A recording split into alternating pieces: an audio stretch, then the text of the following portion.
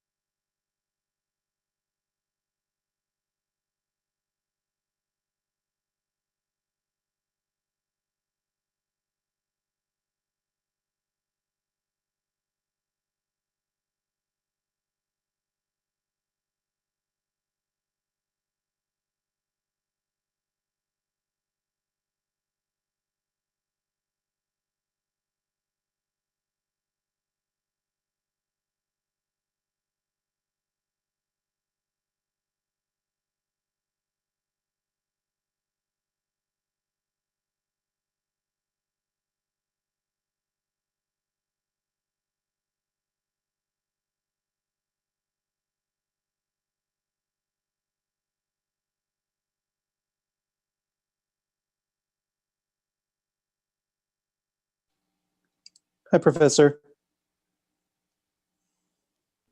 Hi, welcome. We'll just wait a few minutes to give people time to find us.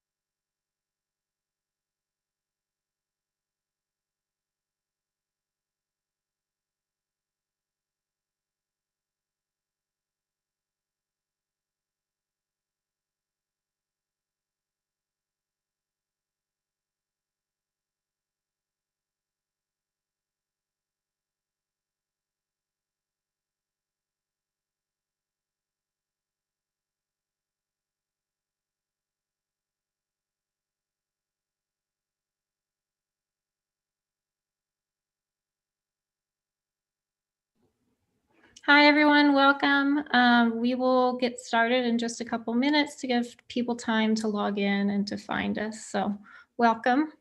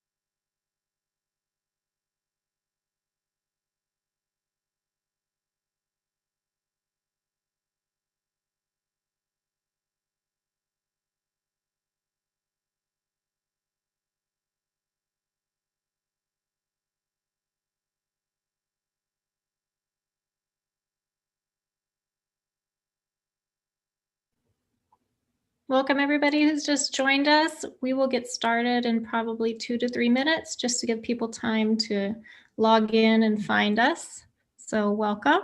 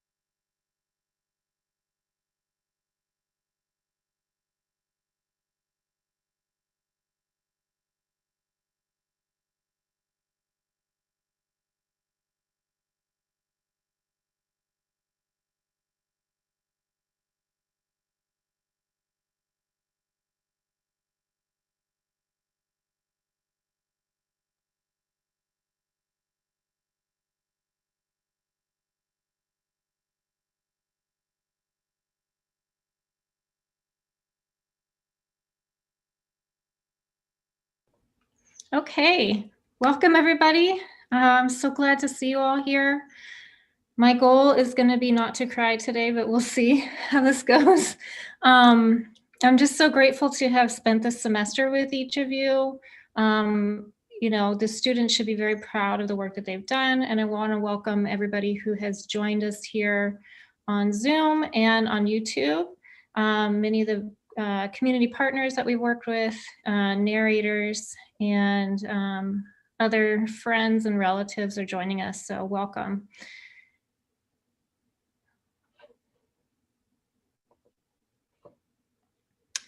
So this is a really unique semester and a unique year, and this class has been a great opportunity to kind of examine all of this. So 2020 is a year that's in flux. People's lives and livelihoods have been forever changed in the wake of the pandemic. Wildfires, shelter in place, online learning, and the widening social movements to address racism in policy and in practice. As the pandemic reshapes society, writers are presented with a unique responsibility. The class used creative tools to examine this year as a unique moment in history.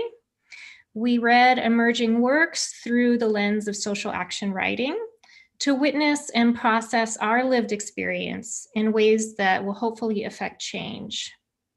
We also sought to envision possibilities for a different reality.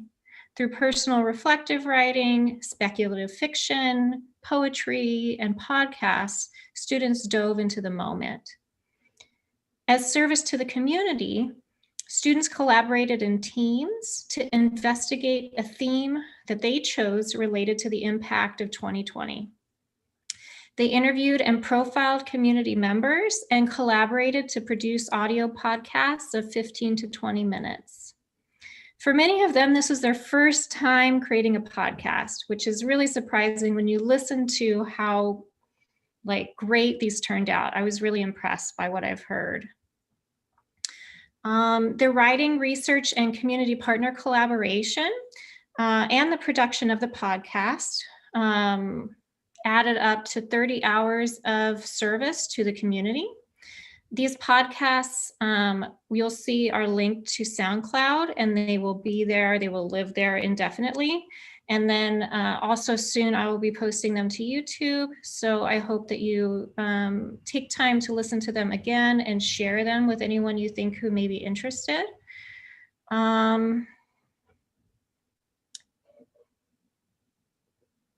Okay.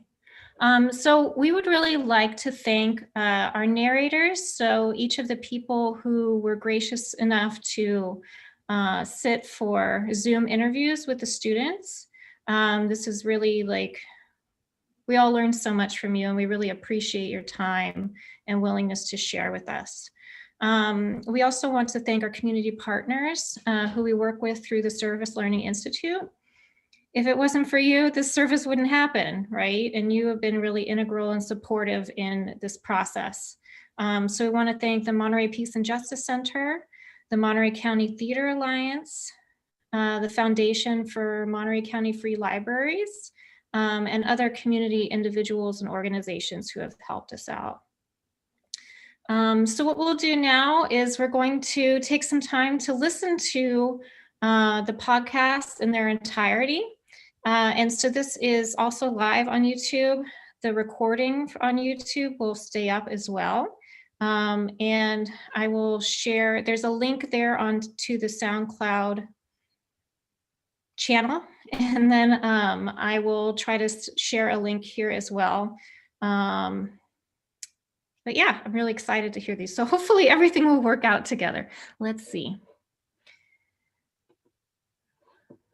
Okay, so our first podcast is around mental health and community supports in 2020. This was created by Oscar, Juliana, and Sean. Would you all like to say something before I play the podcast? I have a couple sentences here for everybody. Our group chose the topic of mental health for our podcast. And in this podcast, we examine mental health from 3 different points of view. The first segment is the role of libraries and the services that they provide to the community. The second is sports, specifically soccer, and how it acts as a positive outlet for the youth and how they're doing. And the last focuses on personal mental health and some practical advice from a therapist on how to relieve stress and stay grounded during these tough times. So we hope you enjoy our podcast.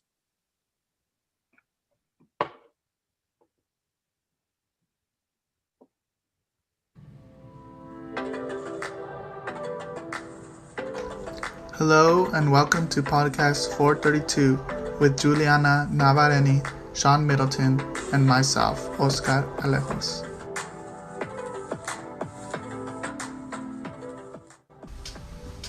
Life during the COVID-19 pandemic is entering its 10th month for the residents of Monterey County.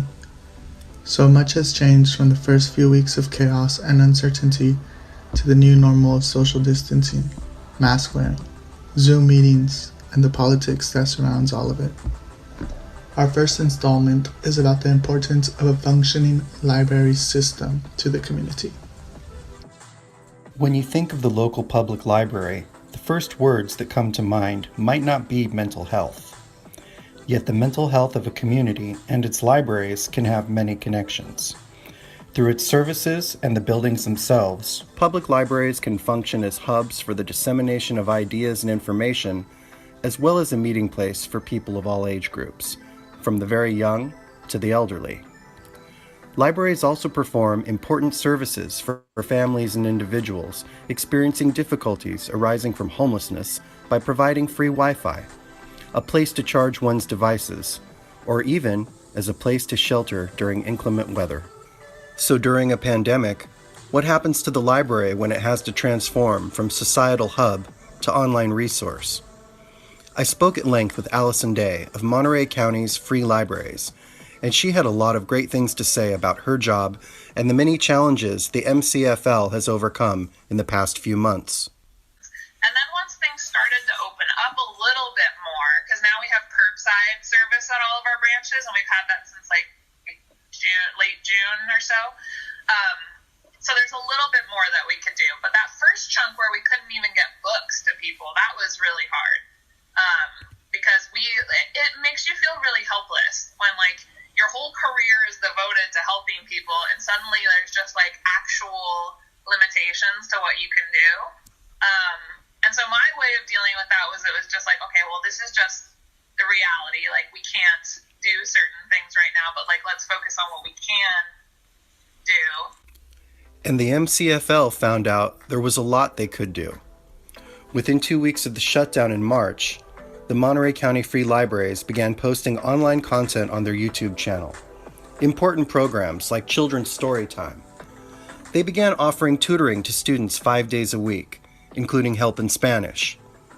The MCFL continued to lend out books, offer curbside pickup, curate reading list suggestions, and put up window displays at all their branches. I asked Allison about a few of the bright spots that have revealed themselves in the library primarily providing services online, such as tutoring and the general morale of her coworkers. There was one story where a kid came on and he was 65 assignments behind, and they got him all caught up. He was done with all of his assignments. I think it took them 2 days, but they helped him through everything that he needed. Having a lot of this stuff move online, I think that we're providing access to a whole different level of folks. For instance, something that, somebody that I know shared with me is that they have a family member who doesn't leave the house. And so they can never participate in library programs, but now everything's online, and so they can participate more because they can access it from home. There are so many things that are coming out now that are being talked about more openly. I've been going to all these sessions on access in virtual programs. So all this stuff about the importance of captions and alt text and using particular fonts for people with dyslexia, all this stuff that I had never thought about before. And so no matter what, that's going to create stronger services moving forward. Mental health oftentimes goes both ways when it comes to the people who use library services and the employees who deliver them. Allison hoped she hadn't come off as pessimistic about the pandemic and its effects on the libraries during our interview. I found the opposite to be true. From the breadth of services offered, to the way her staff across all branches is pulled together, the positive mental attitude at the Monterey County Free Libraries is undoubtedly being transferred to the public it serves. You get to see the impacts through the messages that people leave you, and that's good. And through the analytics, really, because then you start to look at some videos and you're like, man, this video got 200 views. Like, that's cool. Even if nobody commented, 200 views is still 200 views. In conclusion, I wanted to leave you with some of Allison's thoughts on what she wants to remember about what the MCFL has done and where we go after the pandemic has run its course. How cool is it as a parent? You're like, oh, you don't feel good? Well, we can't go to story time, but let me pull up Allison's video that she did last week, and you can watch it in bed. That's cool, right? That's fun. And then we started a whole self-care Sunday video thing, and so how nice is it to be oh, I'm really stressed today. I remember Sarah from the library posted this video about a breath that you can do to help with anxiety. Let me pull that video back up. 6 months later, if you're oh crap, I don't remember what this tip was or that tip was. It's cool to be able to go back and look and have it there. So impressed with what we've done with the virtual stuff. We've done over 150 hours of content. That's wild. But I hope that people remember some of the things that we've learned here and don't just go, oh, I want to forget that ever happened. Because I do think that there have been some lessons about how we access people too. We've always known that we've had connectivity issues, but I hope that we continue to work on addressing them and don't just go, oh, okay, we're open, so we don't have to think about that anymore because people can come back in. Or discontinue virtual programs because we can do regular programs. I hope that we strike some balance between the services that we're offering now and what we offered in the before times, because I think that there have been some really valuable things that have been developed during this time that shouldn't just get put on the back burner because we can go back into the building. I would like to thank Allison Day for the interview, and you can access Monterey County's free library content on their YouTube channel. Follow them on Facebook and Instagram. And to see and access all of their services and content, you can look them up online at co.monterey.ca.us. Thank you for listening. With school in lockdown and everything being shifted online, how have young athletes been reacting to being allowed back onto the soccer pitch? Let's listen to the interview conducted by me, Oscar, with Marco Ruelas of Ballers Academy. Marco Ruelas and I discussed any character change in the athlete's attitude. The attitude that my younger athletes have, they're honestly always very excited to come train. It's been a few times where an athlete comes and they're all droopy, they usually always want to be there, It's not like they're forced to go. So before the pandemic, Marco Ruelas said the kids were excited to go train. Very few times a kid was reluctant to participate.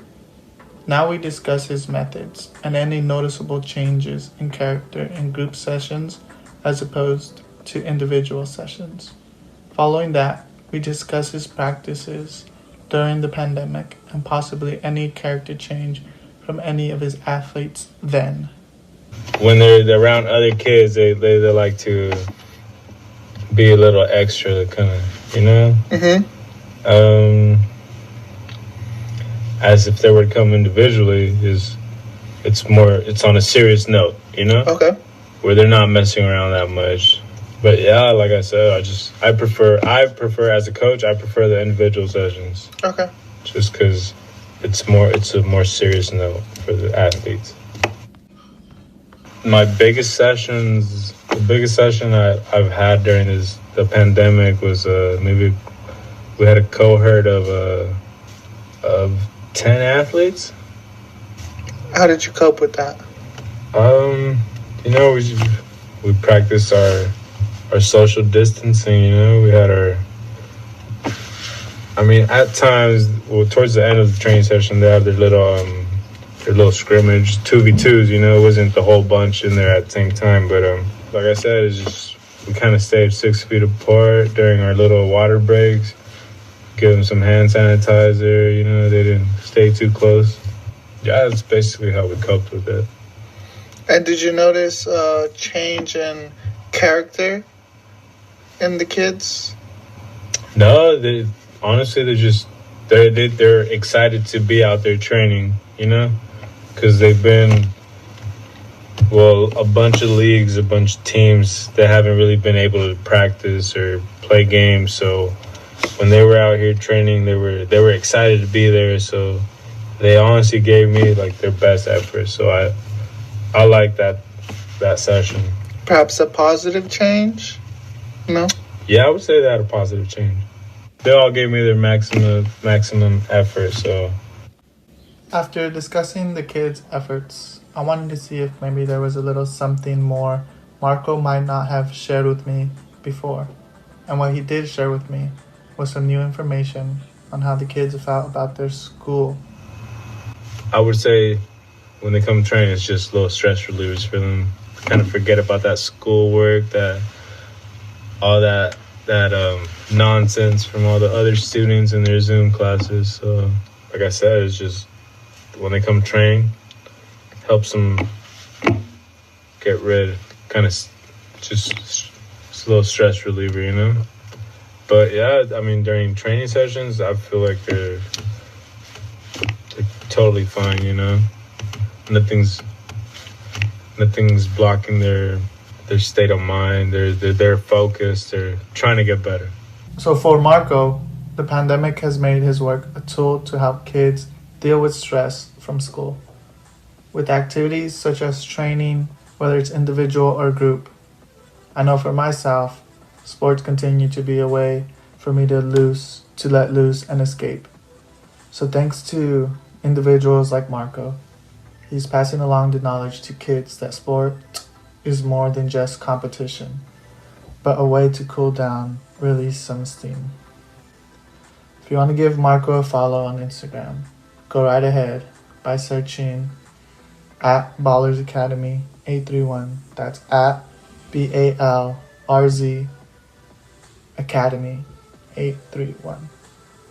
Sign your kids up, your cousins, nieces, and nephews, for an individual session. Thanks again to Marco for the information on kids and sports during the pandemic. It's great to see and hear all the ways organizations and individuals have pivoted to continue to provide very necessary and top quality services to youth and adults in Monterey County. We thought we'd end up our podcast with some good advice from licensed therapist Elisa Addison, MFT, on how to thrive, not just survive. Hello everyone, my name is Juliana Navarini, and I am with Elisa Addison, who is a marriage and family therapist, as well as my eldest sister. I'm going to be interviewing her about the effects the pandemic has had on individuals' mental states and get some advice/coping skills for those who are struggling during these trying times. So let's get into it. Elisa, how long have you been in the mental health field? For over 10 years now. And what are you doing now as an MFT? I work at Kaiser in the psychiatry clinic, as well as provide support to people in the emergency department that are experiencing psychiatric emergencies. And I also have a private practice. I'm very busy. What types of disorders and mental health issues do you encounter at Kaiser and in your private practice?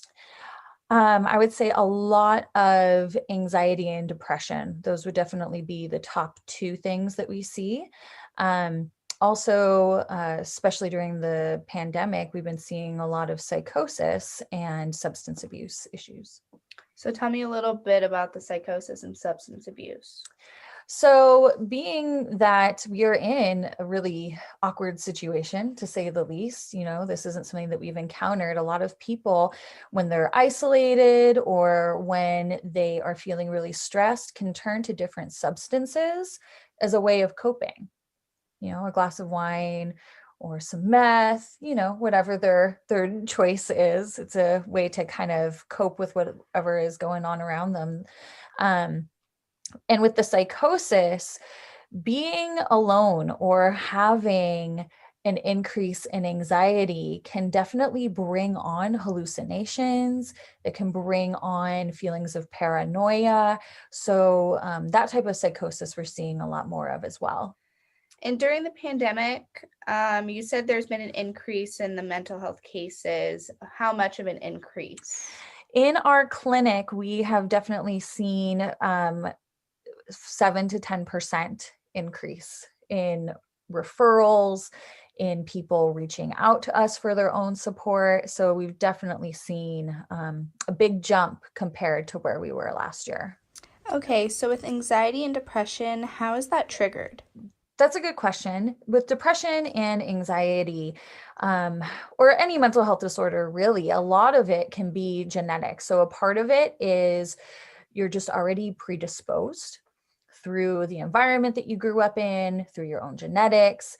And when it comes to the pandemic, those symptoms, those ways of feeling dysregulated can definitely creep up because of the stress and the isolation. And so earlier you were talking to me about an adjustment disorder. Mm-hmm. What does that look like and what is it? So adjustment disorder is typically when there is some sort of big life event or change that occurs. So in this case, the pandemic. Yeah, just like the pandemic. Just like the pandemic. And it's kind of as it sounds, you just have difficulty adjusting to it and coping to it. When big things happen in life, whether it be a job loss, you get married, you graduate college, whatever it is, there's always some sort of stress that comes with it, maybe some struggle with adjusting.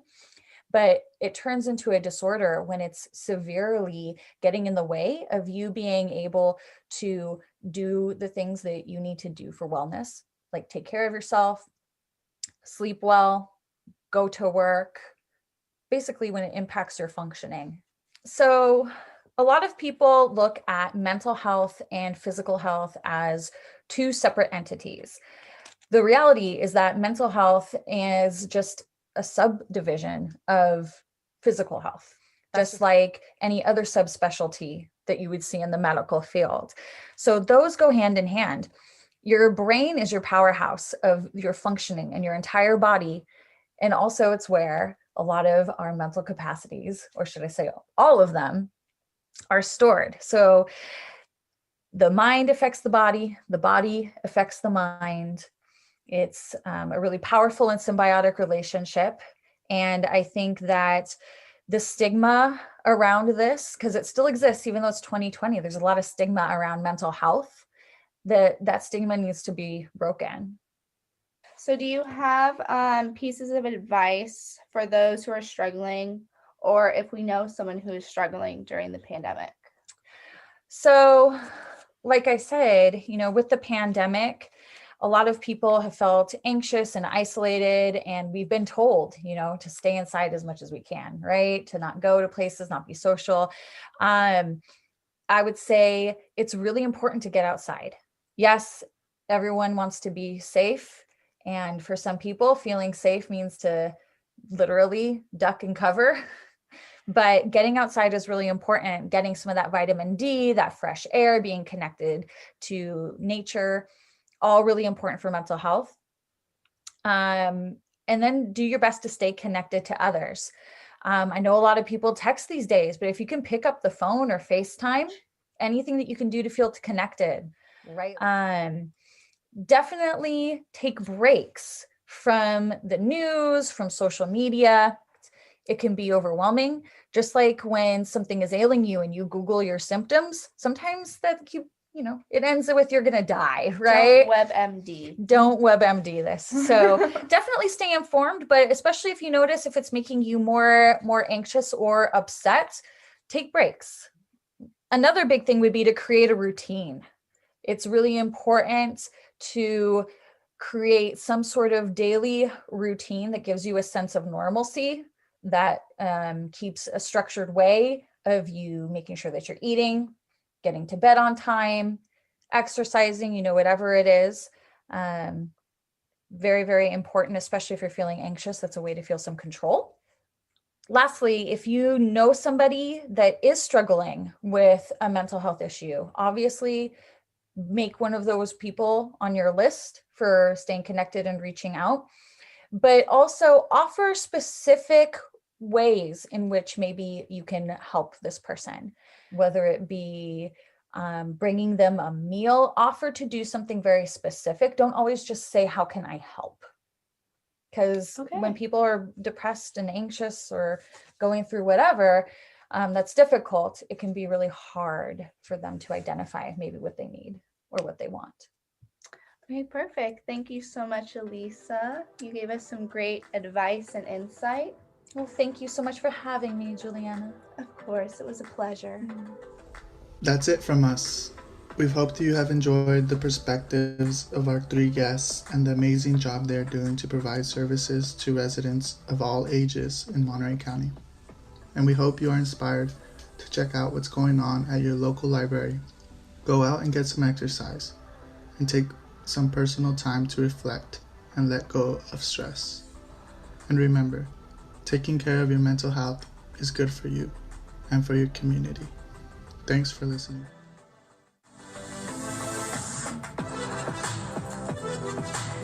Music was provided by Epidemic Sound, and it is called Firebird.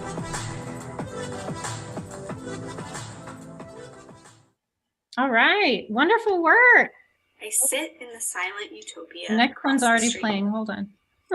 Thoughts meander as I eat my deli meat. Hold on.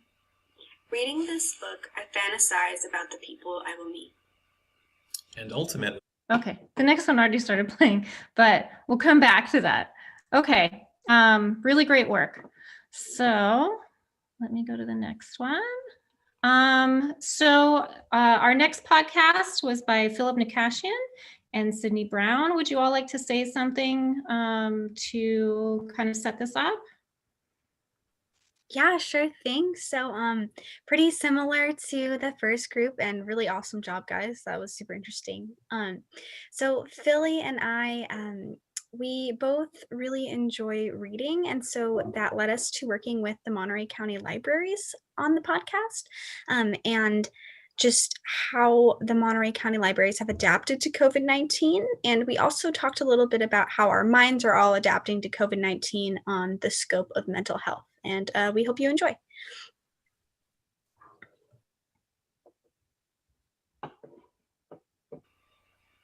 I sit in the silent utopia across the street. thoughts meander as I eat my deli meat.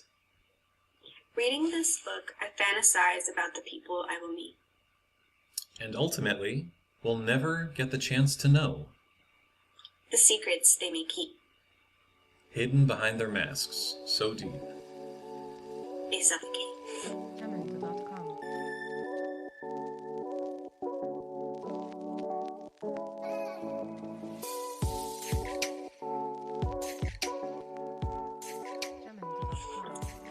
Hi everybody, and welcome to What's on Your Mind with Sid And Philly. This is going to take a look deeper at the Monterey County Libraries and all that they have to offer for folks in the county and how they've adapted to COVID-19, and a little bit of a conversation about having a safe space, and also take a look at how COVID-19 has been affecting people's mental health. And the first person that we interviewed for this awesome podcast is Robin Cantone. She's a branch manager for the King City Library in Monterey County, and she was so passionate about the power of reading and talked about how her team has adapted to COVID-19 and giving amazing resources to everybody, stuff that you honestly would never think a library would do. This year, the libraries were sites for the census. we were sites for evacuations. We didn't have evacuees come in and stay with us, but they did come in and get referrals. They did come in and get their forms filled out for housing. They did call us constantly for, oh my God, do I have to leave my house? You know, that sort of thing. Where do I send my animals? That was humongous. That happened twice in King City because we were for the river fire and then we were again for the Dolan fire. We also have served as cooling centers during our heat waves. We have the veterans come out. We can't have them come out now, but we've got all the resources. We are handing out to-go bags for veterans with their Veterans Resource Handbook. There are all those things, you know, that they need so they can get resources, and that's very active. We handed out back-to-school bags. We've been doing lunch at the library, and the last email I got for this week, they had served 90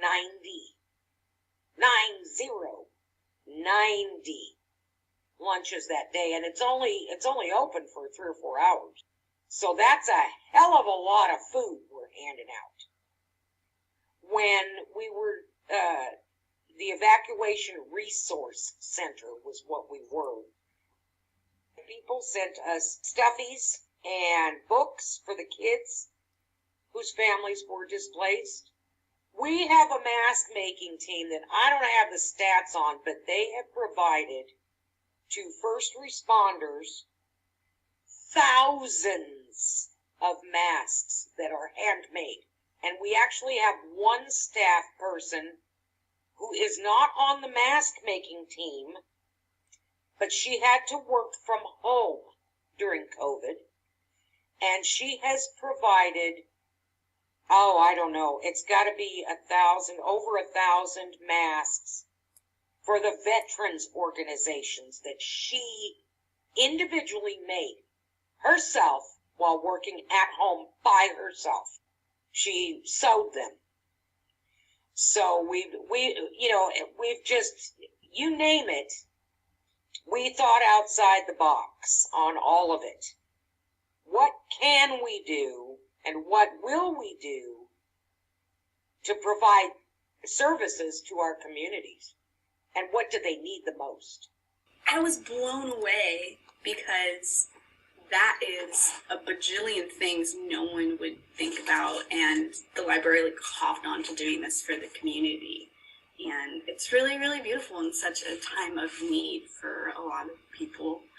And I think this conversation with Robin just enlightened me more in how much we need to support libraries, because people walk by and don't, some people never notice them and never use them, or use them a ton, but don't really appreciate them. And I think it's kind of crazy, and Yeah. it's really a wonderful experience. Given we know all this about libraries at this point, it's kind of sad to know that libraries are constantly struggling just to survive. And so here's a really good quote from Robin, where she says, "Libraries have always been on the low end of the budget scheme everywhere. We are always being threatened with being closed.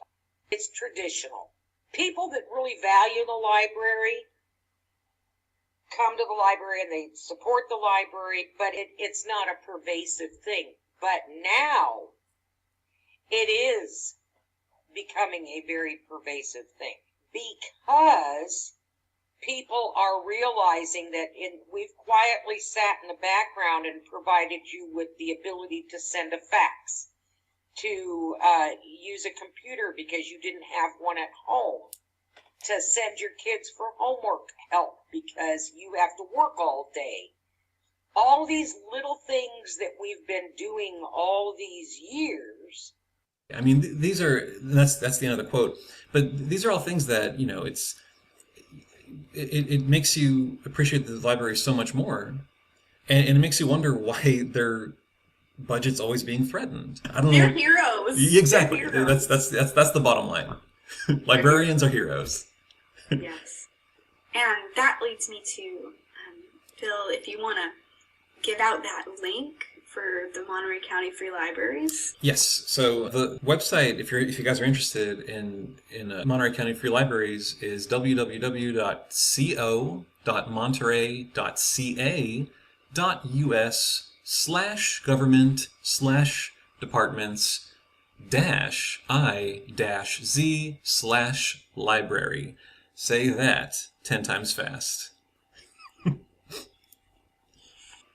And this quote from Robin kind of explains the future outlook for the Monterey County Libraries. Robin said, When it comes down to it, our service level, I think, is the same. It's just switched to a different format.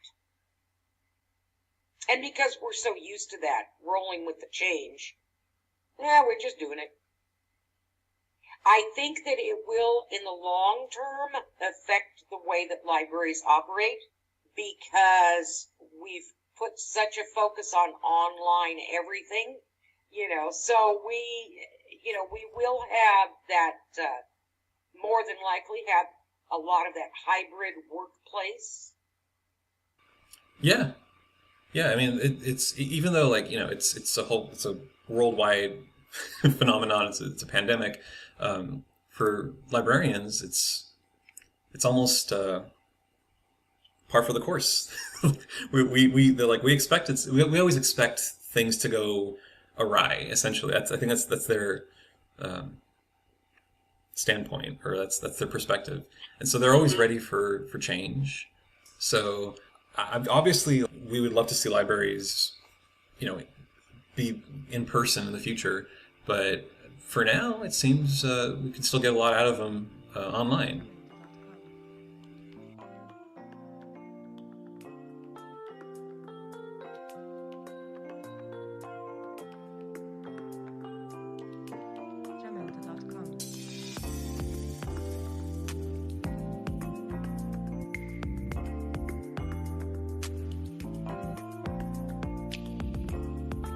looking at the night sky. One day, you'll be bright, and so will I. Just 2 weeks of stress, and the year will have flown by. Nothing is unattainable, no matter how hard you try. You can't deny the fact that you were born to fly. Now that we've talked about libraries and the impact COVID has had on them, we also like to talk about mental health and the effect COVID's had on pretty much everybody. Cindy and I were lucky enough to interview Dr. Hong Yi, who is a school psychologist in Orange County. She also has her own private practice. She works generally with preschoolers up to 8th grade. And the main thing she sees these days is anxiety because of all the unknown. And so since she works with children, she has a lot of insight. Regarding the difference between kids and adults during the pandemic, she says, we as adults, we have control. Like, we can hop in our car and zip around and, we control what time we go to bed. We control who we talk and text with on their phones. And with kids, they have parameters. And then we're setting more parameters. So it's definitely a struggle right now.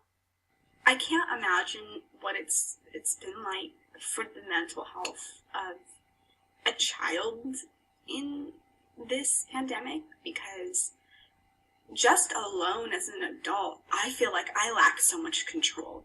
So what I feel, I'm sure, would be magnified by like 2 or 3 from a child. And on top of that, the fact that not all children are in touch with their emotions yet, mm-hmm. and maybe going through things that they don't understand, just as we adults are. Yeah, kids, parents, and teachers are constantly confused and worried about, whether or not they're going to be forced to sit in a class. Maybe that'll increase their chances of catching COVID. At the same time, nobody wants to stay at home forever. So it's so hard. I mean, and it's hard because we don't really have one main source to look to say everything's going to be okay, we should all do this or we should all do that. it's kind of all just circumstantial.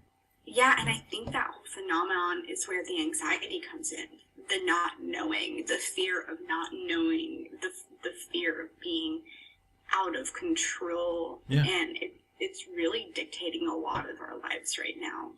I mean, for me, it dictates my life every single day, because even if it's subconscious, like, you're always thinking about making sure you're safe, Mm-hmm. so that you can make sure everyone around you is safe. Exactly. And how every time you do anything, it's a liability. And Mm-hmm. sometimes there's things that you have to do, like, go grocery shopping, go to the doctor, like, go to work. A lot of people still work in person, Mm-hmm. and but then deep down, everyone's probably, worried a bit about getting sick or spreading something. And then on top of that, there's just the nerves of not knowing when this is going to end, how you were talking about. And this other phenomenon, I feel like, where because of shelter in place, people are feeling either really alone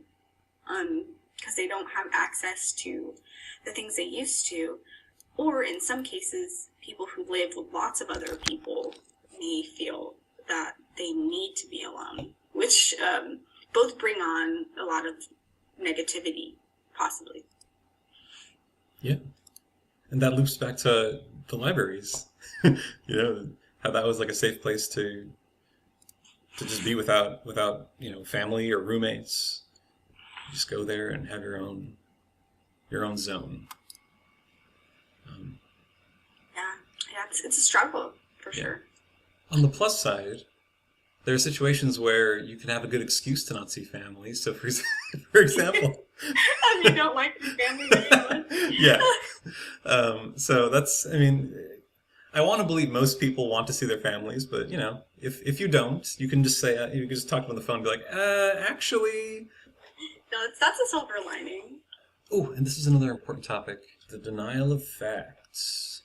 When you were mentioning kind of how some people are really opposed to masks or protecting others and things like that, from your perspective, do you think that could be from anxiety and kind of a form of denial? Do you have any thoughts on that? Right. I think that, it's denial of facts when we have, a certain rate right now and it's like, no, I don't want to believe it. And, that terminology of the fake news and all that stuff, it's like, no, if this is reality, this is the data. I'd hope to think that a lot of us are data-driven people. You act based on what the data is showing you. And a lot of times it's like, no, I don't want to believe it. And it's just almost rebellious in that way. And I think that's the most frustrating part of all of this is if we can't collectively agree that masks protect people the same way that seatbelts protect people in a car accident, okay, then just don't wear your seatbelt then when you drive. Just, if you want to do you, go right ahead. Don't wear a seatbelt. Don't wear a mask. So I think it's a lot of it denial. Some of it can be anxiety too. I would say if you were to ask a lot of students and adults how they've been feeling a lot this year, I think the anxiety might be the most popular feeling right now, just because of all the unknown and all the changes and pivoting we've been doing.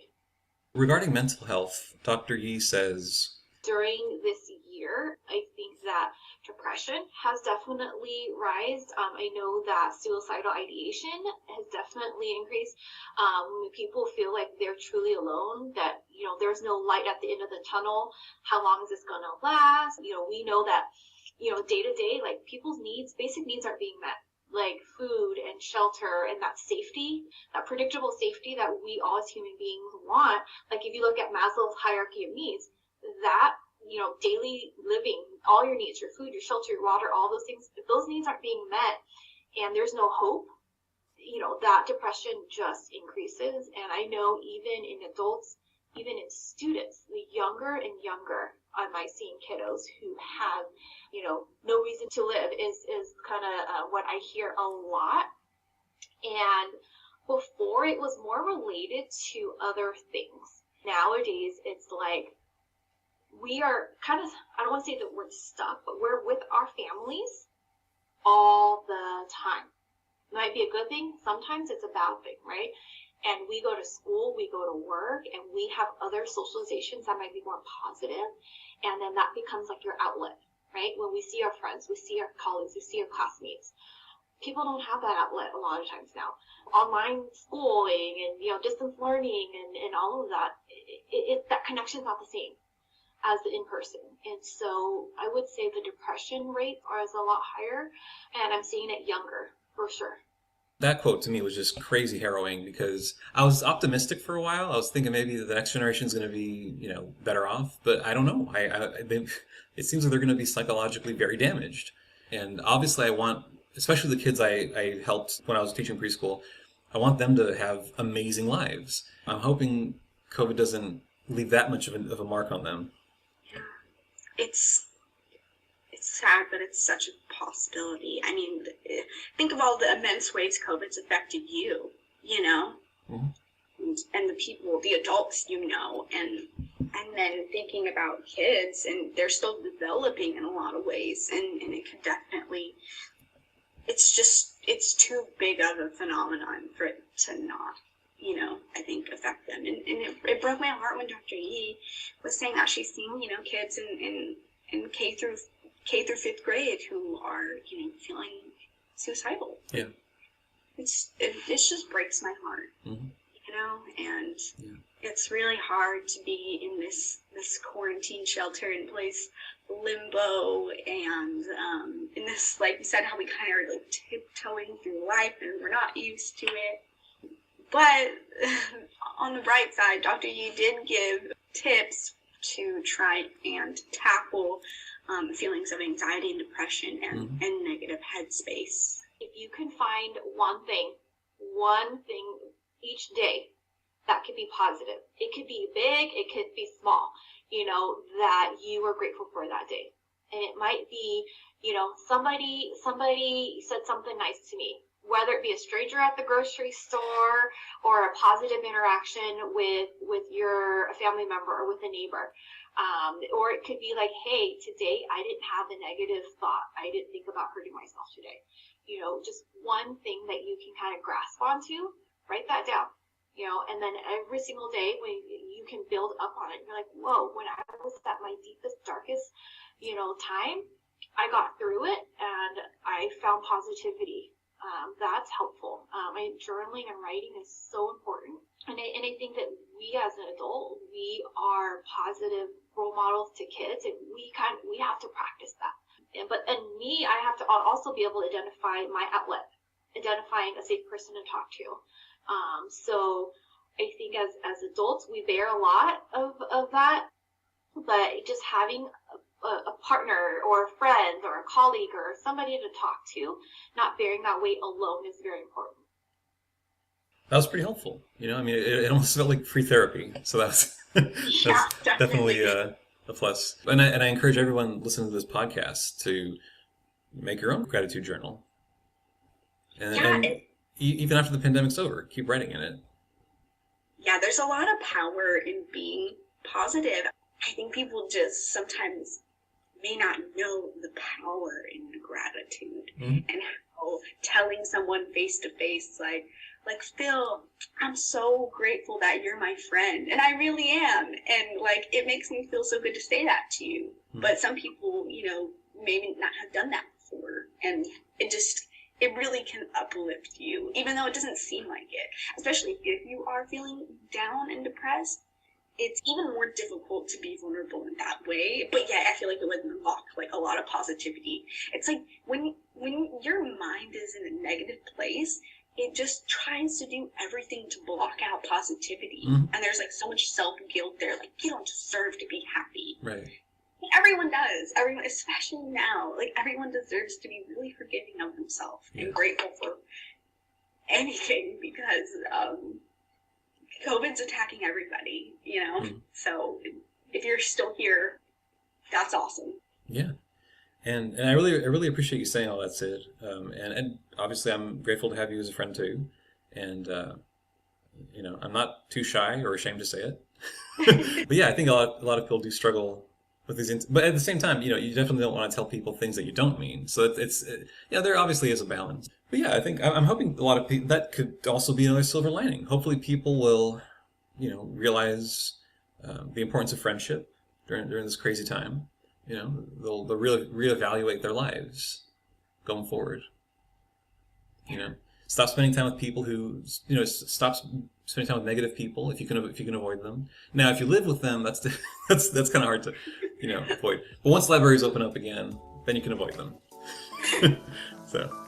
Yes, Yeah. definitely.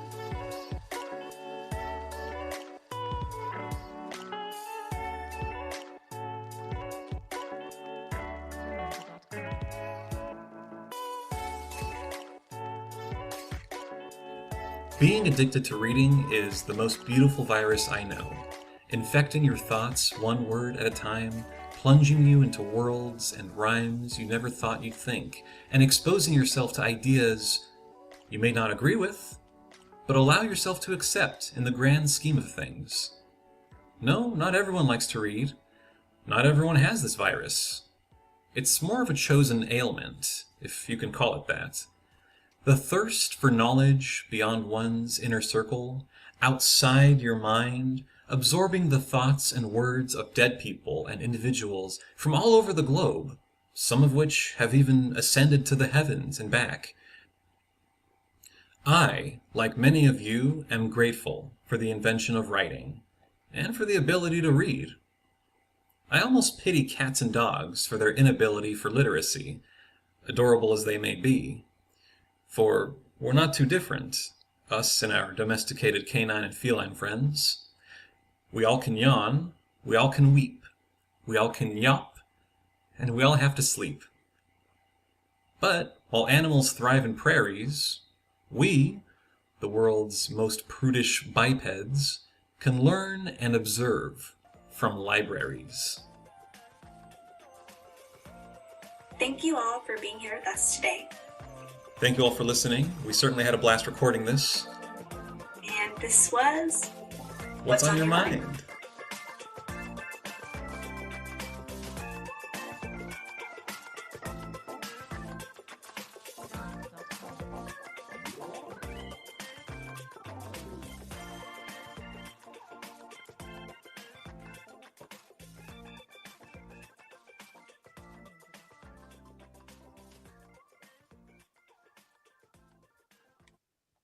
Great work. Wonderful. Wonderful stuff. Excellent. I really appreciate it. Thanks. I really wanted to just give a good shout out to Sydney right now. She was the ideal partner. So I'm thrilled to have worked with her on this project. Great. Yeah, your teamwork really showed through in your project. So excellent work. Okay. So now we will listen to the podcast regarding theater in the time of COVID. So this was created by Larissa, Lily, and Sarah. Would your team like to say something about your podcast? Yeah, so our podcast is basically, we did it on mental health in theater communities specifically, and we interviewed people from the Monterey County Theater Alliance and asked them how they were dealing with the pandemic on a more personal level. And I think most of the podcast just speaks for itself, I guess.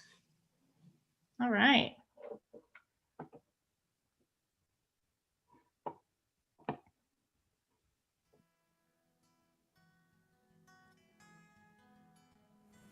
The performing arts have been a part of human creation for as long as we have had the written word. It is important to us on a deeper level to have that connection with people, whether it's watching a performance with other like-minded individuals or being on stage performing in front of a lot of people. We all have that feeling of connectivity in that moment. Theater can also help with mental health issues. The community that is created from theater is incredibly strong and supportive to all walks of life, providing an outlet to express oneself in a safe space. However, when the pandemic hit and forced us all indoors, away from family and friends, that connection was strained. Theater is a very physical experience. Therefore, having large groups of people together in a confined space during the time of COVID was out of the question. However, people still want to create and share that connection with the world, so there have been some social distancing performances that have been mostly very successful. But we still wanted to know more about the personal effect that this pandemic is having on those in the performing arts. We interviewed 3 people who are all connected with theater in one way or another. We wanted to know how they're coping with the changes that have had a massive impact on them. We had the pleasure of talking with Howard Burnham, originally from Bournemouth in England. Howard moved to the US, where he is a full-time actor. He has a passion for history and historical profiles. He typically writes his own one-man shows, which he performs in Pacific Grove. We also got to talk with Janice Rock, who has experience with acting, writing, and directing stage plays. And finally, we were able to talk to Ziona Goran, who has been the costume designer for 4 years in Carmel. She mostly does work behind the stage, but not so much on stage. She enjoys the work of getting to turn her vision into reality. What do you find most fulfilling about theater? Oh, well, I think it's partly escapism, because obviously as a kid and being sort of slightly being called a spastic by the other kids because I limped and couldn't sort of play games, I found sort of being somebody else, because acting is the safest thing in the world because it's not new. Acting is always a mask. So I find it very, very safe. I'm actually not terribly good in a social context. As a kid and even an adolescent and even as an adult, I loathe going to parties where I don't know people because I don't know the script. And I'm not terribly good at sort of, I don't do free work, I don't do improvisation. I've got to have my script with me. Mm-hmm. So basically insecurity, I suppose. Acting is safety to me. That's so interesting because it's one of the most vulnerable and scary, but also safe things you can do. Right. That's absolutely right. Yeah, it is. Yeah, it's a paradox, really. It really is. Performers, we crave that so much, and to create space for people to have that experience and to have them think, when they say, thank you, God, I'm so glad I got a chance to do this. And this was such a little bright light in my life, or whatever, that's when I know for absolute sure I'm in the right place doing exactly what I'm supposed to be doing, because that, I think, is, a service. And I think that if what one loves to do can be connected to community service in any meaningful way, or in multiple meaningful ways, that it's a giant yes from the universe that you're doing what you're supposed to do. In my experiences at least, I think that people that come from backgrounds that are perhaps a little bit more tumultuous or, a little more troubled are drawn to theater. Do you think that's because it isn't a safe space to talk about unsafe ideas and it's a good place to come to terms with yourself? Yeah, of course. I think that you got to find the right theater community for you, the one that, that you do feel that way in, because I think that certain theater communities or certain, sectors of the theater community might be a little more stuffy, and not in a bad way. Like, they do what they do and they do it beautifully, and it's what they know and it's what they've studied and it's what they give. But for some other people, they might be more comfortable, in one of my shows where it's very like experimental and we do these we, I don't, I don't go pay for scripts that have been written. We write our own scripts. Which is, that's, that takes some courage. And yeah, it is certainly, I think all art forms are excellent vehicles to healing and recovery and self-knowledge. Enriches and saturates lots of people. And I am usually sitting there in tears as I realize that I got to be part of something bigger than myself. I got to be part of a time when everybody else was being part of something bigger than themselves too. And we all leaped into this unknown and found our footing with each other and created something that has never been before. And, that will always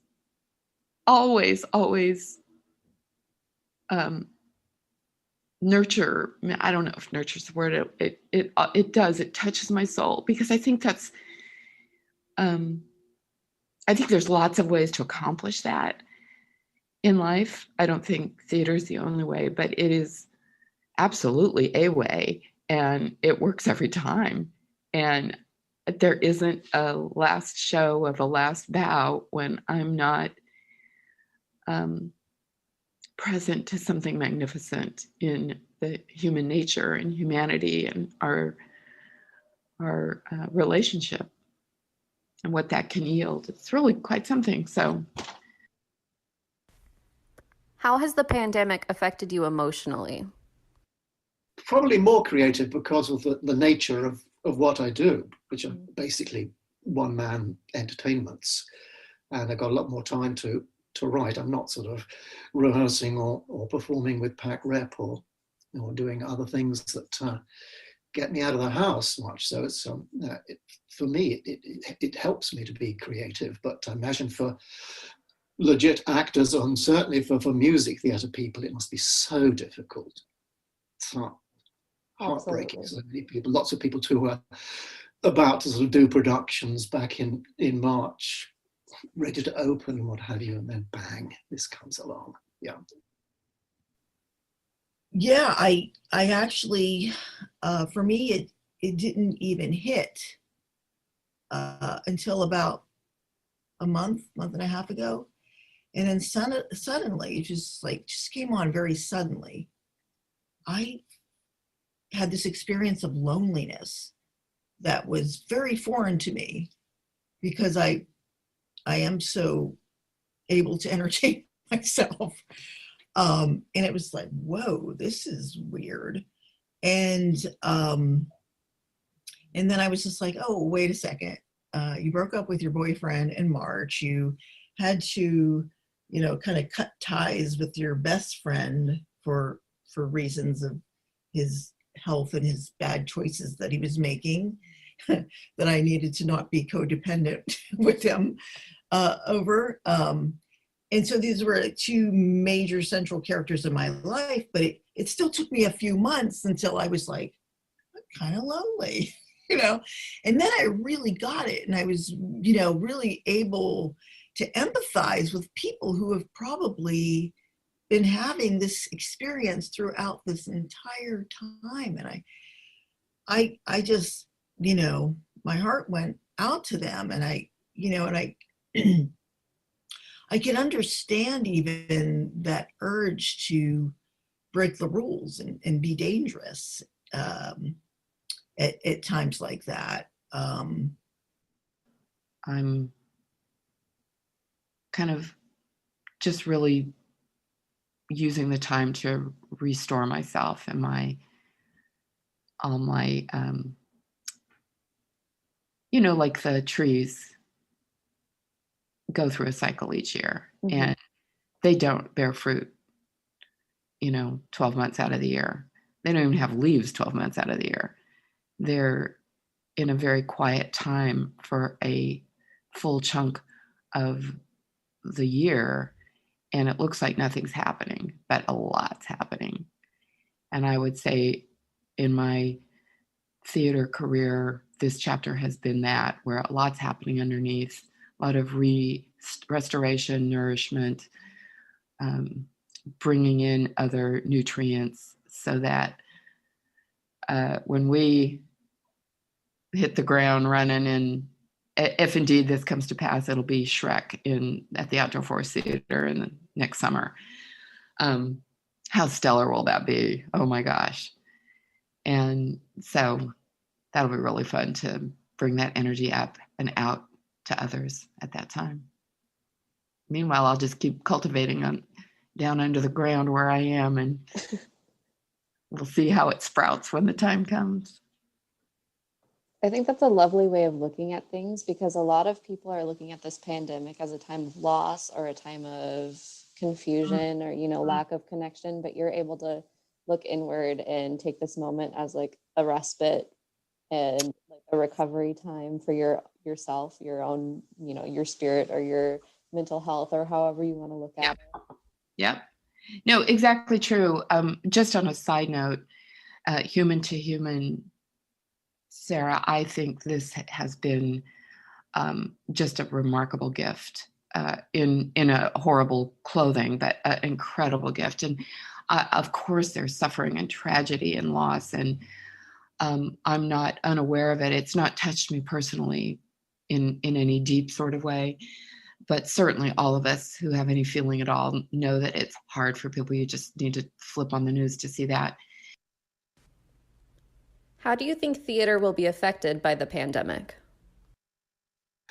So I rather like to think that theatre will go back to its roots and to its traditions, but it will be informed by what we have gone through, and hopefully we're going to be a better people because of it. We're going to be hopefully a kinder, a more considerate nation. Hopefully there's going to be a healing time. I don't want to start talking politics on this, but I mean, I'm vastly relieved that we seem to have a president-elect who is a human being and has empathy and seems to be sane, and hopefully we can move forward and we can reconcile with we always need the performing arts, and there's nothing quite like live theatre. The miracle of live theatre is it is unique every time it is performed. I mean, they're brilliant television programs, they're brilliant movies, but that once it's there, it's there. No two audiences are ever the same, and no two performances are ever the same. And we do need to go back to that, definitely, because there is that kind of instant magic, that communication with an audience, and it works. It's brilliant. And when it doesn't work, you'll learn from the failure. So it's very important to do that, I think. And we will go back to it eventually. I mean, we've always had theatre. Theatre's a necessity for the human soul, I think. So Absolutely. we'll go back to it. It'll be little by little, and they've had sort of various productions in England, I know, with sort of supposedly safe productions with the audiences spread out, what have you. And that's the way, presumably, we're going to be sort of eased back into it. And in the short term, I'm afraid it's going to be sort of very small cast plays, which are going to be very popular. Well, they are popular anyway, because they are less expensive than big casts. So, well, I think there's going to be a lot of people who took this time to write or to try to think of other ways to do things. That I think it's going to be a fabulously innovative, energetic, because everyone's going to be so built up. It's like, especially the people that haven't figured out ways to get their thing out there. I think there's just going to be so much energy and so much innovation, because there's all this time to think, and because of the alone time, there's been all this introspection, and I think it's going to be fantastic, fabulous, beautiful.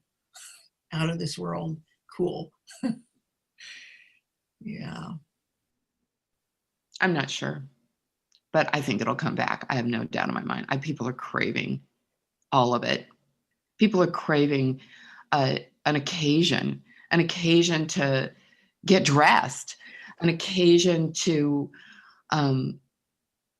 be out and about with others, to be taken into another world together, to, reunite. And the entertainers, they got to be going crazy.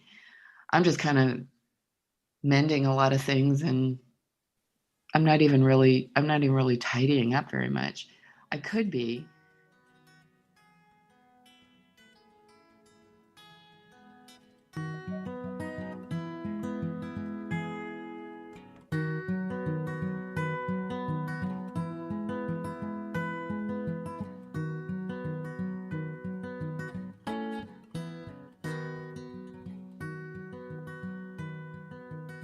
Some of the best works we have from right after like the bubonic plague are the things that we still study in classes today, or things after the Spanish flu in World War I think pivotal moments in history definitely change art, and I think this is going to be something that we live through now and we can see the results later.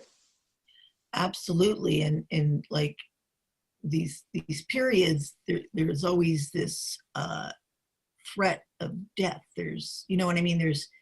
So I think that they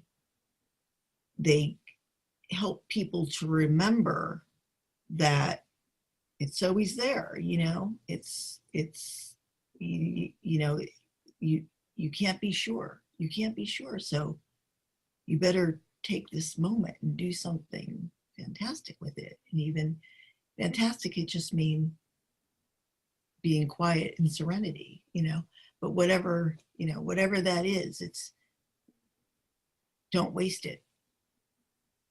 I think when we're faced with our own mortality, that's when we really lean into the beauty around us and we take a moment to appreciate it. And we're a funny creature, a human being, but we're also not without that spirit that can, move a universe. So I'm going to bet on the human spirit. I don't have evidence, but I'm going to bet on it anyway. The podcast was created for the Social Actions Writing class of HCOM 432. Interviewer was Sarah Smet, audio editor was Larissa Sutter, and scripter, writer, and narrator was Lily Bartle. Special thanks to the Monterey County Theater Alliance.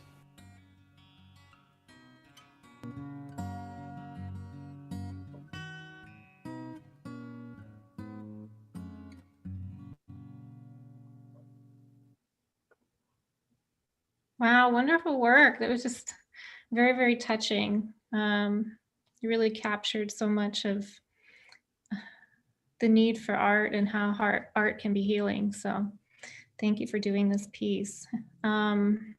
Okay, and now we have our final podcast regarding farm workers and the impacts that this year has had on the farm working community. So Elizabeth and Andrea worked on this. So would you like to share anything about this before we listen to it?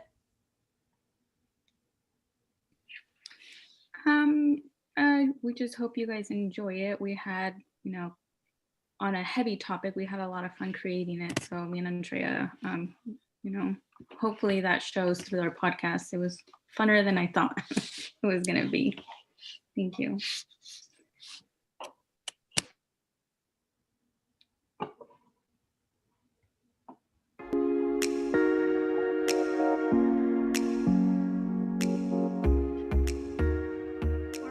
Are underpaid and exploited. They are less likely to come out and apply for benefits and less likely to seek help due to fear. Alexis Garcia Arzola. Hi, I am Ellie. How are you doing today, Andrea? Hello, I am Andrea. Thank you, Ellie. I'm doing great. So today we are recording a podcast. Yes, we are. It's going to be just in regards to our topic, which is field worker and the agriculture community. And, we're going to put in our interview with Alexis. He is a newly city council member from Seaside. We're just going to, explore his ideas a little bit about the struggles that people are facing in that community. Yes, definitely. I'm excited to go into this because I think that our topic is very important, just because agricultural workers make such a huge, significant impact in our community and surrounding. And Alexis gives a little bit more insight about his work and what he's done to support our community. Yes, and before we kind of get into that, I would like to start by a poem that inspired me to write, after we had the interview with him. So my poem, it's called Forgotten. Roots planted in where they harvest, bodies exposed in gases and bathed in chemicals, swallowed up by the virus that preys on the weak, collects the ignored souls of our society. ¿Cómo te gustaría trabajar así? How would you like it? Backs bent like the crescent moon, cramped in slums they call for housing for harvest. Whatever happened to Viva la Huelga? While their feet are anchored to the soil that does not protect them, why must we ignore them? Generations of backbreaking señoras y señores, our fathers, mothers, brothers, and sisters, left behind to mourn in fear and live in exile, raising the sun, honoring the day by forgetting about their families to feed our own. Como el pinche nopal que dicen que tienen en la frente, they will survive. Sí, como el nopal that strives and survives in the harsh punishment of the fields, they will stand up to the test of time and harsh elements. You will deprive them, but they will survive. Their endurance and strength to survive against it all. Thank you. Snaps, Ellie. Thank you so much for sharing. I definitely appreciate it. Your poem definitely hit home for, I think, a lot of us that have grown up with this type of community in terms of agricultural workers and growing up seeing the fields day in and day out. There's never a time where the sun is shining and they're not out there. Right. Yeah, and after talking to Alexis, I'm like, geez, it brings even more perspective into our life. So I think it's going to be a great topic of discussion for today. Yes, definitely. And if you don't mind, I would like to share my written piece. No, please go ahead. Okay. So my poem's called Invisible, Citizens. En la tierra de sueños, la chamba nunca termina. There is no end to this work. There is no end to this project. There is no slowing down. There is no celebration for productivity. There is no such thing as half days. There is no social distancing. There is no working from home. There is no holiday pay or Zoom parties. There is no hazard pay or sufficient PPE. There is no insurance. There is no 401k. There is no such thing as a break even with an outbreak. There is no protection. There is not enough concern. There is not a voice loud enough. There is not an ounce of humility. There are deteriorating kneecaps. There are aching backs. There are wishes for some slack. There are commitments to the sunrises and sunsets. There are additional costs to childcare now. There are children left home alone. There are children missing class. There are children. There are expecting mothers, knees deep in sinking soil. There are mothers being sexually assaulted. There are fathers fearing that their first and last memory here is crawling on all fours. There are sky sprinkles that coat dark spots on their lungs. There are kisses of fire from the sun that don't sting until stage 4. There are deadly flames and thick smoke. There are multiple families cramped in 1 or 2 bedrooms. There are vegans that truly believe that their food is 100% cruelty-free. Sin pensar de mi gente, sin pensar el costo real, sin pensar que su dieta fue hecha con 100% sufrimiento. Para los que trabajan, lo siento, y usted se merece algo mejor. Gracias por todo lo que haces. Mis palabras nunca serán suficientes, pero te quiero decir que eres demasiado bueno. Esta tierra no te pertenece. Esta tierra te debe. Eres dueño de esta tierra. Thank you. Sorry, a little tongue twister for the repetition. Good job. I love it. Thank you for sharing that. I wrote down, honesty and vulnerability is what I got from your poem. So I appreciate that. You touched up on some of, the hard topics that we are going to be discussing with Alexis. So good job. Ellie, I definitely appreciate it. Writing it I think was a little bit hard because you have to face the realities that, agricultural workers face and deal with. And growing up with friends and family who have parents or are actual field workers, I think puts it also into perspective as well. And so you learn a lot, but at the same time, there's also a lot of hurt within that community. Yes, and I appreciate that, and I appreciate us being able to even talk about it right now, just so we can share with everyone kind of what's going on our outside world, just bringing us back to reality a little bit of the pandemic, that everybody else has other issues going on. So Alexis will definitely kind of talk about everything with the fear, and I'm excited to share it with everyone. Yes, likewise. And so next we're going to be going into our interview with Alexis. He is a newly elected city council member from Seaside, like Ellie has mentioned. And so we're going to go right into his interview. Awesome.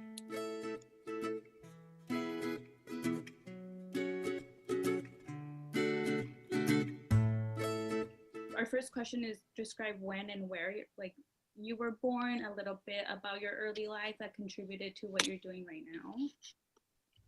Okay, yeah. So I'm 23 years old. I was born in Monterey, but raised in Seaside.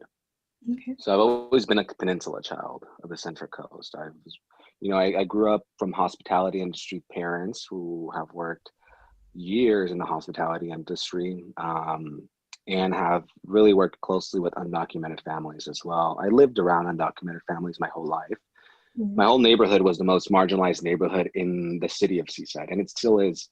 So growing up, I really had that exposure to marginalization, lack of opportunities, and just fear of police officers or ICE agents from a young age, right? Because my neighbors or family and friends were undocumented. And what really made me go into public service was, I've had a different shift in careers over the past 5 years. I started off as a TV reporter for Univision Noticias Cosa Central here in the Central Coast. I worked for Univision and I worked for a local news station down South Monterey County. And then in 2017, after covering 2016 elections, I decided to leave to Washington, D.C., where I worked for the House of Representatives. So I worked for Congress, and being in Congress really exposed me to mental health, education, transportation, and job creation opportunities that I wasn't seeing here locally. And, I realized that I could do only so much as a news reporter, but I always had to remain non-biased, which is really hard for me because I always have something to say about something. So when I got here, I said, I want to go into public service, but I'm not ready. I don't feel ready to run for office. So I decided to work for a nonprofit agency, which is now a government agency that oversees 5 counties. And through that agency is where I really found my voice, started developing programs, started really talking to community members and getting concerns from community members. And that's when I said, I think now is the time to run. So that's a little bit of my experience.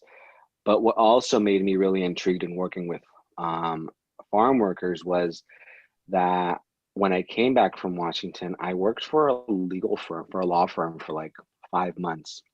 Mm-hmm. And in that law firm, it's called California Rural Legal Assistance, CRLA.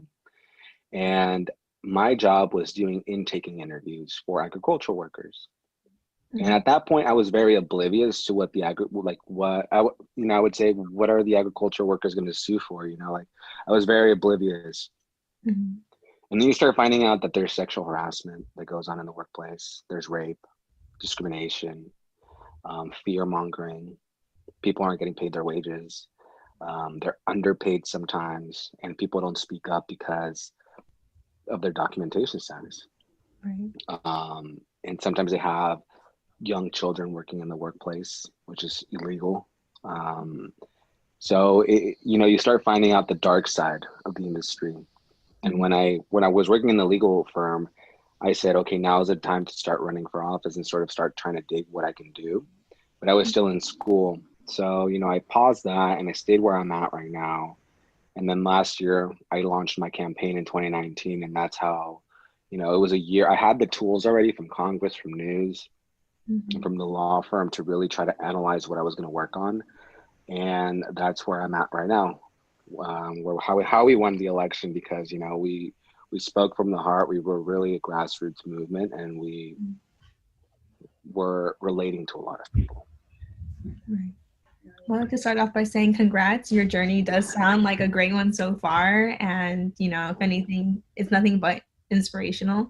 I think the representation is so, so important. So to see, you know, because I too have grown up with like a lot of like undocumented families around me, you know, agricultural workers. And so to know that, you know, someone who's from that type of community, you know, being represented and, you know, making a difference, like, is really, really great. So thank you for everything you've done so far, and for to continuously, you know, making progress within, you know, like you said, like a grassroots movement. There's you're there to make change. And so that's really greatly appreciated.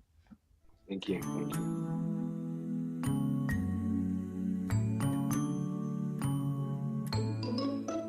And so we met up with someone from the Peace and Justice Center, and then she kind of referred us to you because you're very community based. And so that's kind of what we're here for. We're here to ask questions because we've heard you have some history in maybe working with agricultural workers or programs relating to them. So yeah. Yeah, so a little bit about what I do for a living is I do community outreach for the Hispanic market in all the way from Santa Cruz County all the way to Santa Barbara County. So I oversee 5 counties. And that's a great demographic of Hispanic community members in our area. But my main focus was San Benito County and Monterey, to really try and target agriculture workers who at times don't have time to go out to community forums or don't have time to be involved in the community. So why not bring the resources to them? So through programs that I've helped create, one of them being the Field Agricultural Program, I go twice a month. Well, we kind of stopped this past 2 months because of COVID, but we usually tended to go twice a month with Univision. It would be me, Univision, Natividad Medical Center, the Monterey Bay Aquarium, and we would go and try to figure out the needs of the community and to try to promote programs for low-income communities. And there's a dire need. Because community members are overworked, farm workers are overworked. And if you look at historically the demographics, they're not getting paid hazard pay. They're not being let go. Even though it was lockdown, they were still out there working. You know, we saw them working when we had the fires here in the Central Coast. There was nonstop working. So, you know, at times there is bad conditions. Most of the times there's bad conditions. They're exploited. They're underpaid. And a majority of the time they don't last here because they're migrating following the seasons.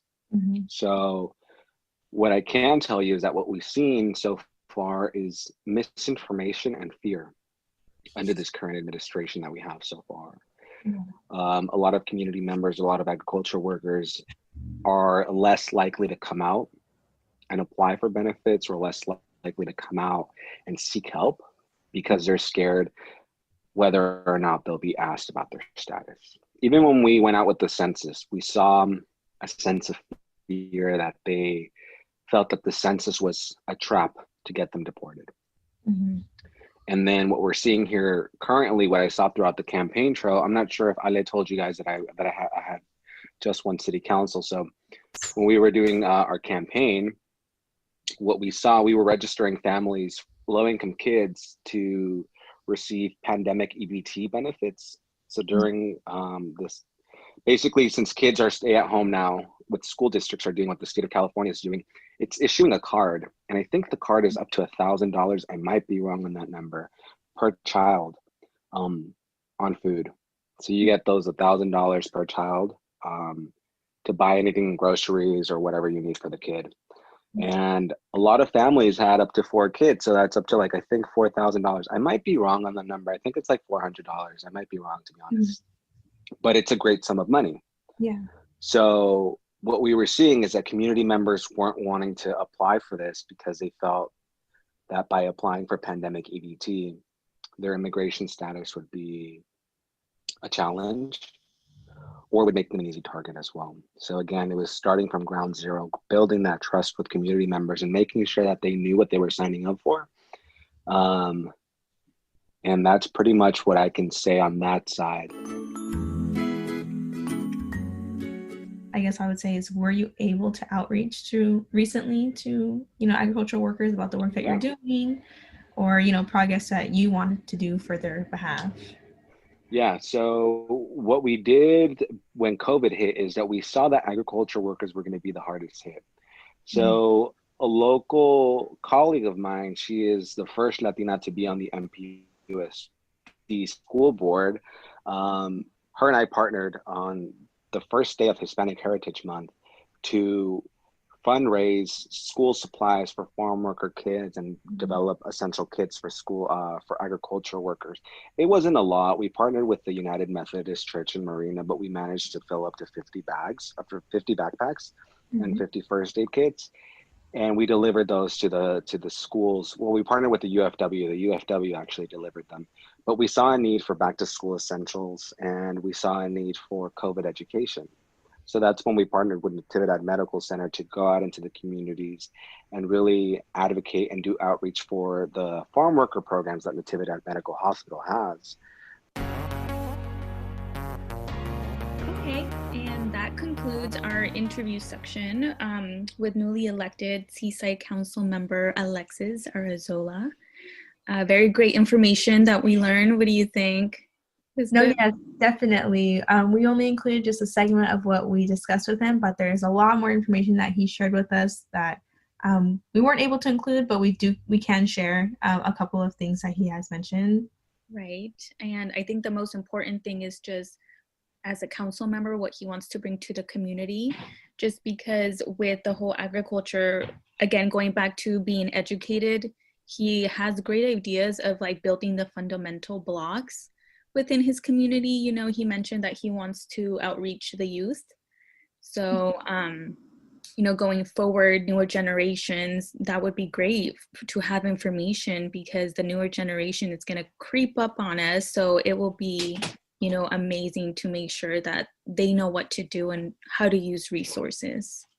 Yes, definitely. And Alexis mentioned that his campaign is very much a grassroots movement. And so I think he continues to implement that within his term as a council member, which he does plan on, creating a bigger economy, of creating jobs, helping small businesses grow and develop, and as well as education. He's giving 100% of his salary as a council member back into the community, and most specifically into education, into funding literacy and books for children in the Seaside community, in both English and Spanish, for them to develop both languages, since the majority of children in that Seaside school district are coming from Latino communities. Right, and I think he just had an overall big grasp about, kind of just even what's going on in the world today. A little bit of what he mentioned is just even children having healthier eating habits. So I think it's a great segment into just him focusing on, everybody kind of bringing up, how he said younger generation.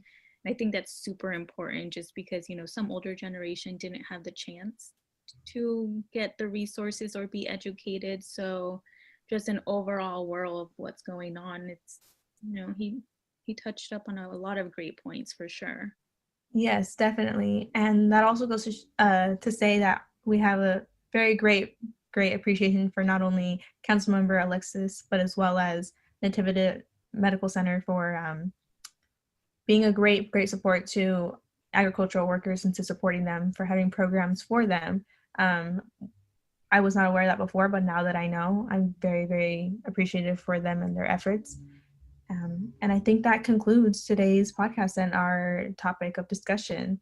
Yes, for sure. We appreciate, having the chance and opportunity, and thank you for sharing the podcast with me, Andrea. It's been likewise, always a pleasure. Very fun. And I just hope everybody appreciates, what we brought to the topic. So I appreciate anybody listening. Yes, I definitely appreciate all that are listening right now as well. And to also emphasize that agricultural workers are 100% essential in our community, that they do have many, many needs that are not currently being met. And if you look into the Natividad Medical Center online, I'm pretty sure that there are donations, being received to fund these certain programs for agricultural workers. So I definitely urge you, if you do have extra funds, to donate. He gave us information to reach out. We have his information too, and we have the coordinator of the Navidad. So it's going to be great. So yeah, so please reach out, and we definitely will very much forward the information. So thank you so much for listening. Thank you. Bye. I sit in the silent utopia across. Great work. Ellie and Andrea, your interview was really important. And then the creative writing that you included, I thought was very, very impactful, very strong. So thank you so much. All right. Okay. I'm going to stop sharing my screen so I can see all of you. And then I'm going to try to put a link, maybe if my internet works. I'll try to put a link to our SoundCloud stream in the chat for you. Let's see.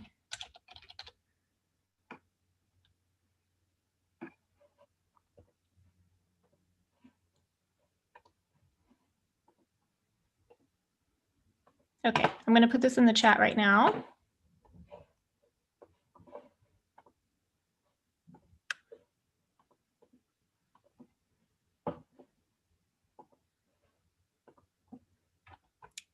And then also the link is on YouTube, and the recording of this presentation will remain up on YouTube, and the recordings here are going to remain up on SoundCloud as well, and I'm hoping to put them on YouTube so everyone can access them. But, really excellent work. I mean, for all of you doing all of the writing you've done and the research and creating a podcast when most of you have never done it before, this is just really impressive. And you should be proud of the introspection and the reflective work that you've done this semester. It's really been tough, but you've been really such a great class, and I've felt so proud of you and very comfortable with each of you.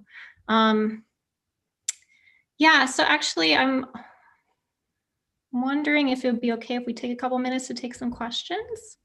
Does anybody from the audience have some questions for us? Otherwise, I do have some questions.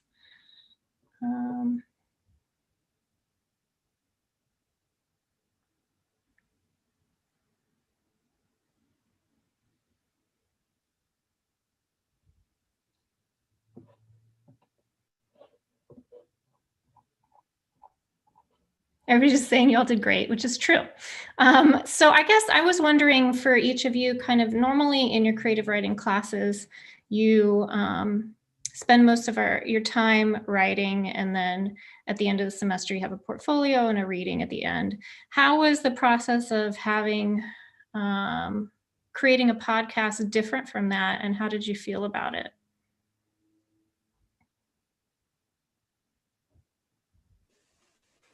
I was scared at first to do a podcast, but we had a great editor, and that made life really easy. So thanks, Juliana, for doing all that work.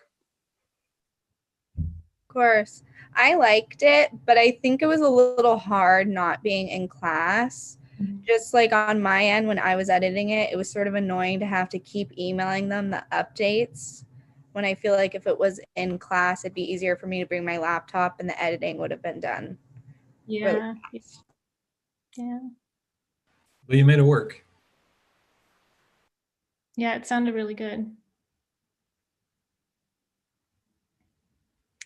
And did each of you kind of feel that maybe doing interviews added another layer to what you were doing and thinking about? Or, how did doing interviews or conducting interviews kind of shift that for you?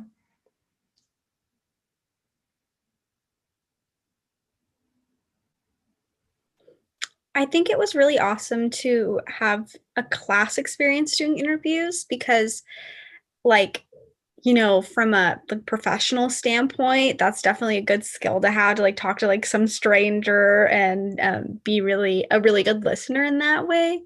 And just like overall making the podcast was really cool because I thought it was creative and something I never would have done otherwise, which is a cool experience to have.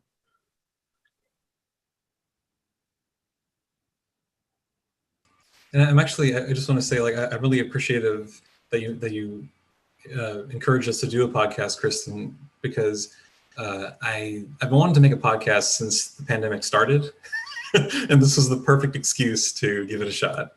So, thank you. Sometimes you have to be kind of pushed into it, right? Yeah. Yeah.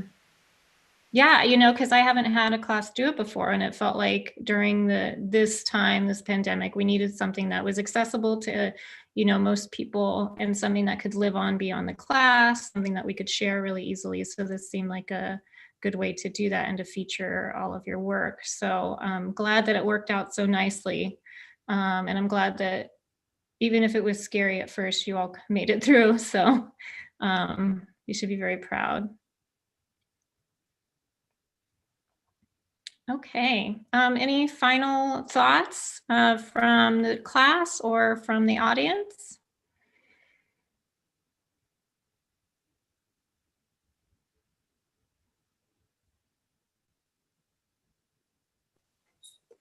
Everybody have a safe holiday, and I'm so glad it's almost 2021. Yeah. Also, Yeah. thank you for being here. I didn't expect such a big turnout. So. Yeah, and I haven't been able to check to see how many people are watching on YouTube, so this is good. Okay, well, you know, thanks again to all of the students who've worked so diligently this semester. Thank you to all of our community partners. Thank you to each of the individuals who so graciously was interviewed and was willing to speak with us about their experiences. We really appreciate how open you were. So thank you to everybody. And then to the students, I'll be sending you an email reminder of just any last minute things that need to be done, but your final journal and I guess any late work that you have, but congratulations, okay? So, and I hope to see you all physically in person at some point. Those of you who are graduating, congrats, you made it. So here's to hope to the future. Or hope for the future. So thank you. Well, thank you for such an amazing class, as usual. Professor, can you send us a link to the YouTube, like email us that YouTube link? Because my contact wants to share that that link with some of her people at work. Yes, I will email that when I send a reminder to everybody. Okay, well, good night, everyone. Good night. Thank you for such an amazing class. Thank you.